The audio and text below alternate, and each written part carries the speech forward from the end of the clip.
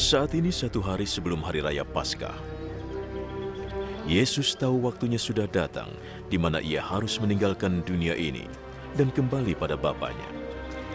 Ia selalu mengasihi orang-orang yang menjadi miliknya di dunia dan mengasihi mereka sampai akhir.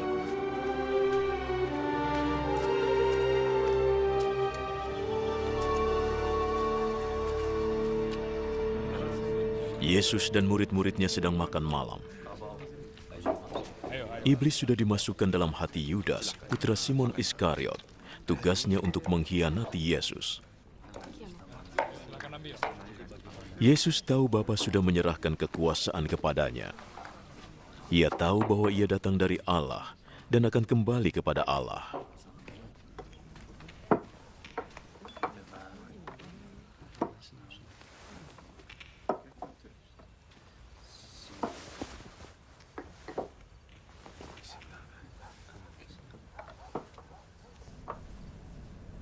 Maka ia bangkit berdiri, melepaskan jubahnya, dan mengikatkan handuk pada pinggangnya.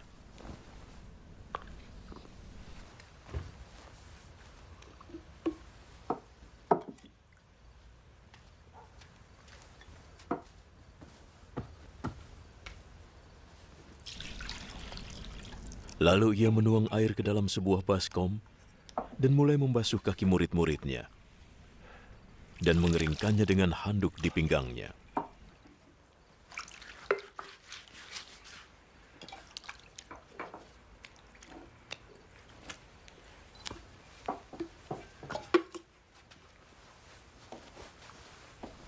Sampailah ia pada Simon Petrus. Apakah engkau akan membasuh kakiku, Tuhan?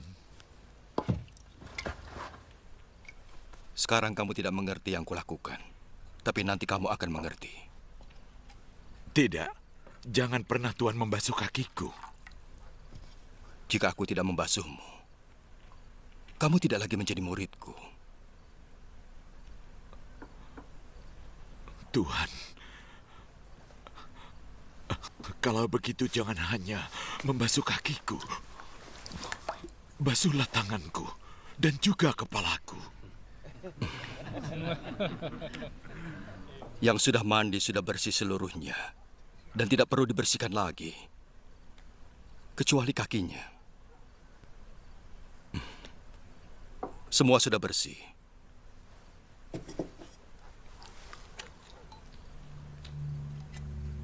Kecuali satu. Yesus sudah tahu siapa yang akan mengkhianatinya. Itu sebabnya ia berkata, "Kalian semua sudah bersih, kecuali satu."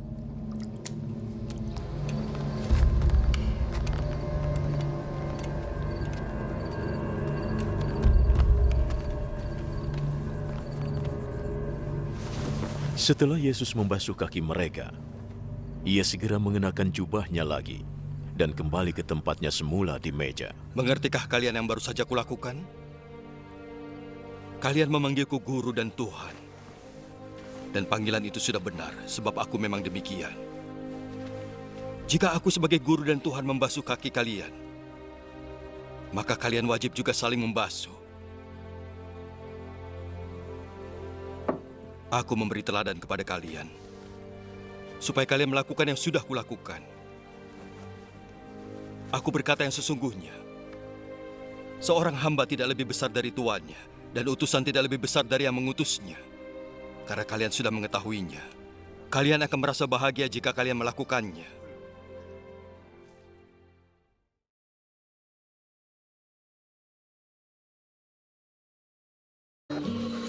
Sekarang tibalah hari raya roti tidak beragi yang disebut Paskah.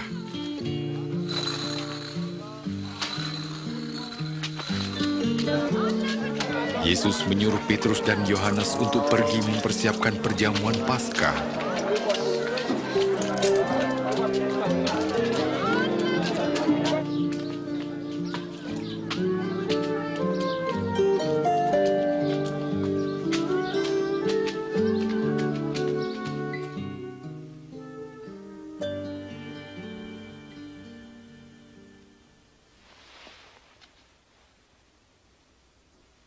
Aku ingin sekali makan makanan Paskah ini bersama kalian sebelum aku menderita. Percayalah, aku tidak akan makan ini lagi sampai arti perjamuan ini digenapi dalam kerajaan Allah.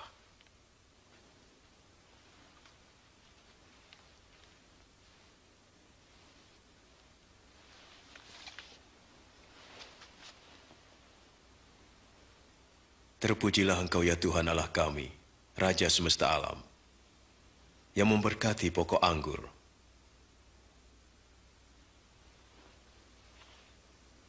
Ambillah ini dan bagikan di antara kamu. Aku berkata padamu, aku tak akan minum lagi anggur ini sampai kerajaan Allah datang.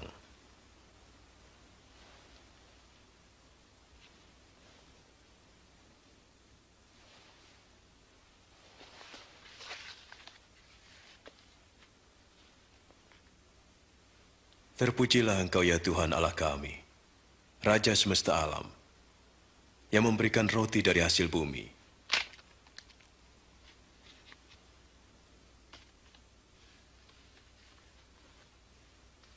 Inilah tubuhku yang diserahkan bagi kamu. Jadikan ini peringatan akan aku.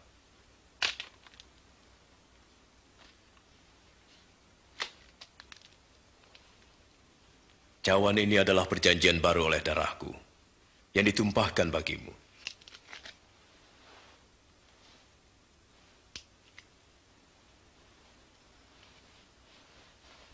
Tapi lihat, tangan orang yang menyerahkan aku ada bersamaku di meja ini. Dan sesungguhnya anak manusia harus mati seperti yang ditentukan Allah, tapi celakalah orang yang menyerahkannya. Tidak mungkin. Tidak mungkin. Mana mungkin? Siapa pengkhianat itu, Tuhan?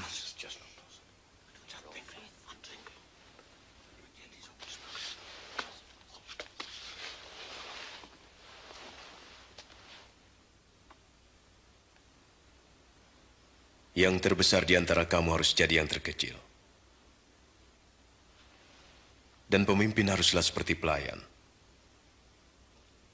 Sebab siapakah yang lebih besar? Yang duduk makan?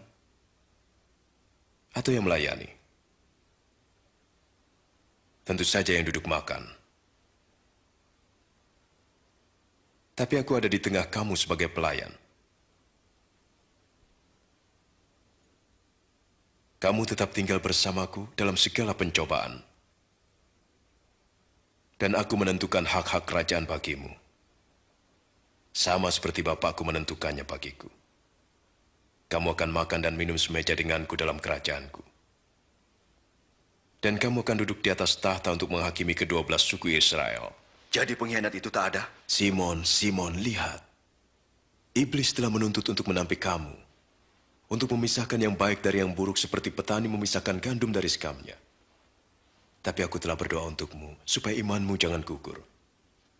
Dan jika engkau sudah insaf, kuatkanlah saudara-saudaramu.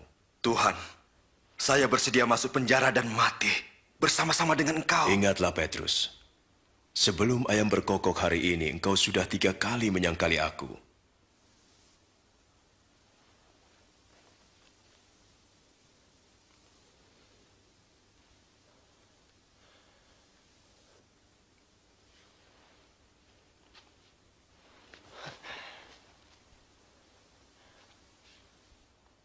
Waktu kamu diutus tanpa membawa apa-apa, apakah kamu kekurangan? Tidak kekurangan apapun. Tapi sekarang siapa yang punya dompet atau kantong harus membawanya. Dan yang tidak punya pedang harus menjual jubahnya dan membelinya. Aku berkata padamu, seperti tertulis ia akan terhitung di antara pemberontak. Dan apa yang tertulis tentang aku sedang digenapi. Lihat, di sini ada 2 pedang, Tuhan.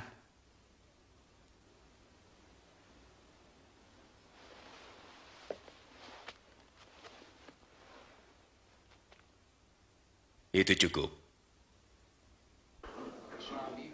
Mahkamah Agama bersidang dan mencari upaya menangkap Yesus. Lalu iblis masuk dalam diri Yudas yang disebut Iskariot, seorang dari ke-12 murid Yesus. Lalu pergilah Yudas Iskariot kepada imam-imam kepala untuk menyerahkan Yesus. Yesus meninggalkan Yerusalem dan pergi ke Bukit Zaitun untuk berdoa.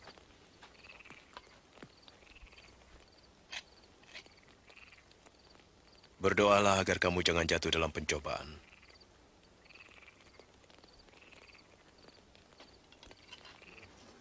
Yudas menjual Yesus dengan 30 keping perak.